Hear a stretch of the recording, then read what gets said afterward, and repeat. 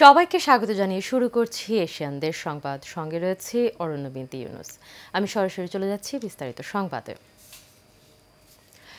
শেখ মুজিবুর রহমান বাংলাদেশের স্বাধীনতা চাননি, তিনি চেয়েছিলেন পাকিস্তানের প্রধানমন্ত্রী হতে বলে মন্তব্য করেছেন বিএনপির চেয়ারপারসনের উপদেষ্টা এবং সাবেক বিরোধী দলীয় চিফ হুইপ জয়নুল আবেদিন ফারুক।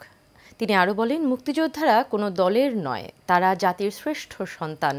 তিনি আরও বলেন, 25শে মার্চের শেখ মুজিবুর রহমানকে স্বাধীনতার ঘোষণা দেওয়ার জন্য তাজউদ্দিন আহমেদ, ডক্টর কামাল সহ অন্যান্যরা টেপ রেকর্ডার নিয়ে গেলে তিনি স্বাধীনতার ঘোষণা দিতে অস্বীকৃতি জানিয়ে নেতাদের চলে যেতে বলেন। পরে স্বাধীনতার ঘোষণা করেন জিয়াউর রহমান।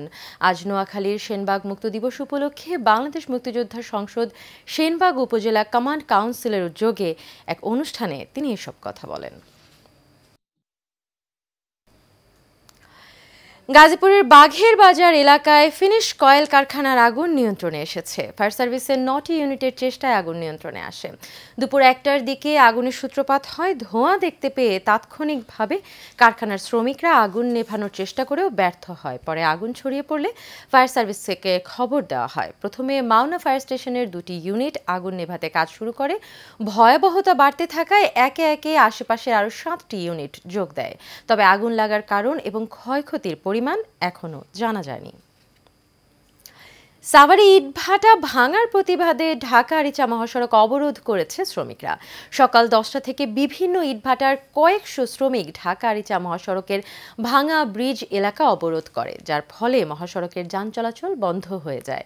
মহাসড়কের উভয় পাশে তীব্র যানজট দেখা দেয়। প্রত্যক্ষদর্শীরা জানায়, সম্প্রতি ঢাকা জেলাকে ডিগ্রেডেড এয়ারশেড ঘোষণা করেছে পরিবেশ অধিদপ্তর। এর ফলে পরিবেশ অধিদপ্তর ঢাকা জেলায় ইটভাটা ভাঙা শুরু করেছে।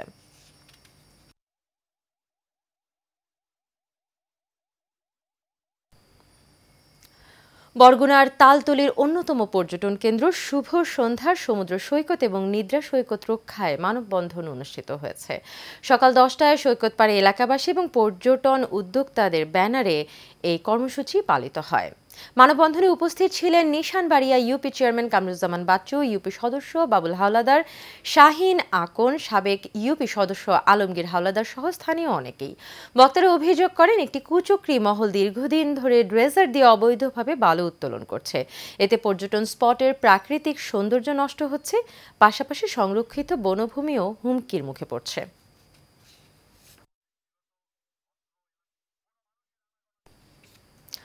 কক্সবাজারের টেকনাফের খানকার ডেল এলাকায় বিজিবির অভিযানে বিপুল পরিমাণ ইয়াবাসহ নূর ফয়েজ নামে এক মাদক কারবারিকে আটক করা হয়েছে।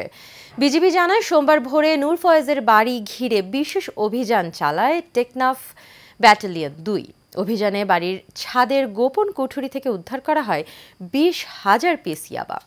টেকনাফ ব্যাটালিয়ন অধিনায়ক লেফটেন্যান্ট কর্নেল আশিকুর রহমান জানান, সীমান্ত অঞ্চলে মাদক এবং মানব পাচার প্রতিরোধে বিজিবির অভিযান আরও জোরদার করা হবে।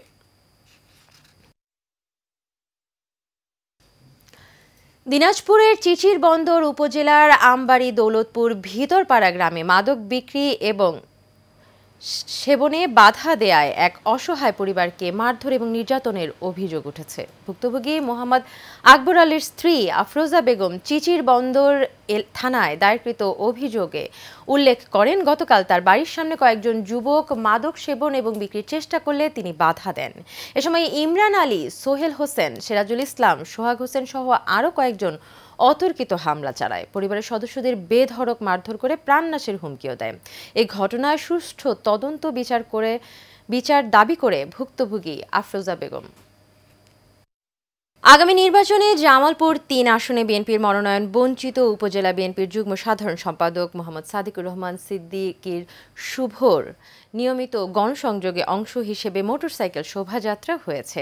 এ সময় বিএনপির ভারপ্রাপ্ত চেয়ারম্যান তারেক রহমান 31 দফার প্রচারও করেন। তিনি এমপি হলে মাদারগঞ্জ সারিয়াকান্দি ঘাট থেকে বগুড়া সংযোগ ব্রিজ নির্মাণ এবং তারতাপাড়া গ্যাস কেন্দ্র থাকায় গার্মেন্টস শিল্প করবেন বলেও প্রত্যয় ব্যক্ত করেন সাদিকুর রহমান সিদ্দিকী শুভ। বিএনপির নেতাকর্মী, সাধারণ জনগণ সহ বিভিন্ন পেশার মানুষ এ সময় উপস্থিত ছিলেন।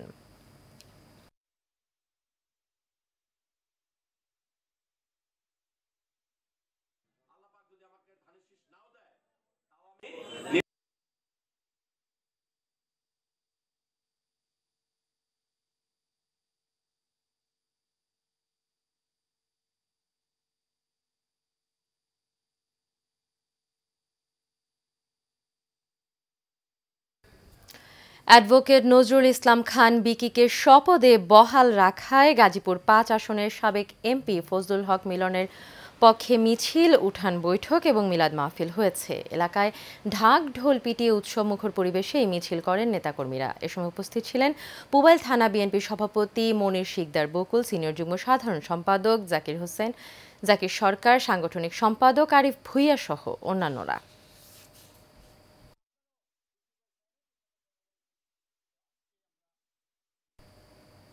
কুমিল্লায় নবাগত জেলা প্রশাসক মোহাম্মদ রেজা হাসানের সঙ্গে সাংবাদিকদের মতবিনিময় সভা অনুষ্ঠিত হয়েছে।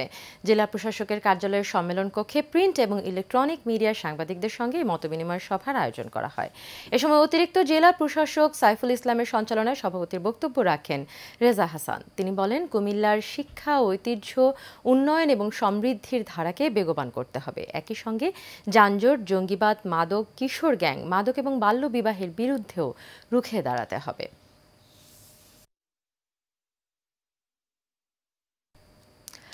কক্সবাজারের ঈদগাঁও উপজেলার ইসলামাবাদে স্থানীয় সেবা খাতে নাগরিক পরিদর্শন এবং সেবা গ্রহণের অভিজ্ঞতা উপস্থাপন উপলক্ষে নাগরিক ফোরামের উদ্যোগে মতবিনিময় সভা অনুষ্ঠিত হয়েছে। সভায় প্রধান অতিথি ছিলেন উপজেলার নির্বাহী কর্মকর্তা বিমল চাকমা।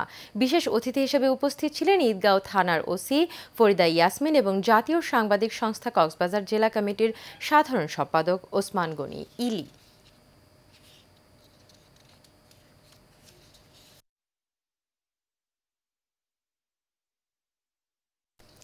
শীতার্ত মানুষের মাঝে কম্বল বিতরণের জন্য বেসরকারি উন্নয়ন সংস্থা আশার উদ্যোগে কিশোরগঞ্জের জেলা প্রশাসকের কাছে কম্বল হস্তান্তর করা হয়েছে। সকালে জেলা প্রশাসকের সম্মেলন কক্ষে আনুষ্ঠানিকভাবে ৫০০ কম্বল গ্রহণ করেন অতিরিক্ত জেলা প্রশাসক মিজাবের রহমান।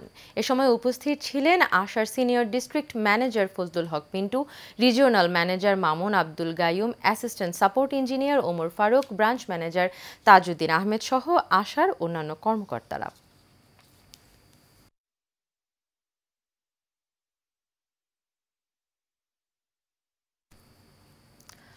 পটুয়াখালীর বাউফল সরকারি কলেজের প্রতিষ্ঠাতা মরহুম আলহাজ সৈয়দ আহমেদের ১০ম মৃত্যুবার্ষিকী উপলক্ষে দোয়া এবং আলোচনা সভা অনুষ্ঠিত হয়েছে। সরকারি কলেজ কক্ষে মরহুমের শিক্ষা বিস্তার এবং সমাজ উন্নয়নে তার অমূল্য অবদান স্মরণ করেন বক্তারা। আলোচনা সভায় বক্তব্য রাখেন কলেজের অধ্যক্ষ প্রফেসর আবুল বাশার তালুকদার, প্রবীণ সাংবাদিক আমির হোসেন, মরহুমের কনিষ্ঠ পুত্র স্যামুয়েল হোসেন লেলিন, অধ্যাপক এনামুল হক সায়েম এবং দ্বাদশ শ্রেণীর ছাত্র মোহাম্মদ নাজমুল হোসেন।